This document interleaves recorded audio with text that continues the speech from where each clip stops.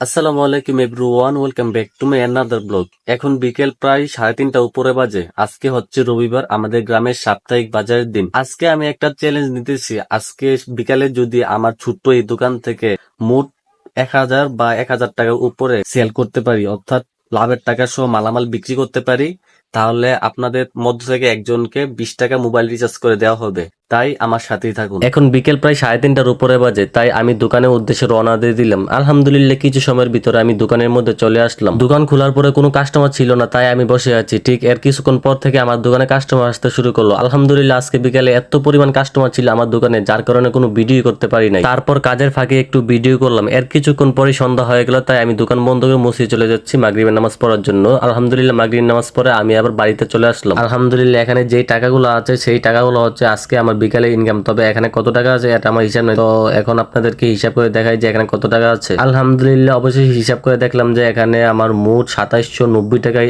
আছে, যেখানে আমি চ্যালেঞ্জ নিয়েছিলাম 1000 টাকা ইনকাম করার। অবশেষে আমি আমার চ্যালেঞ্জটা পূর্ণ করতে পেরেছি।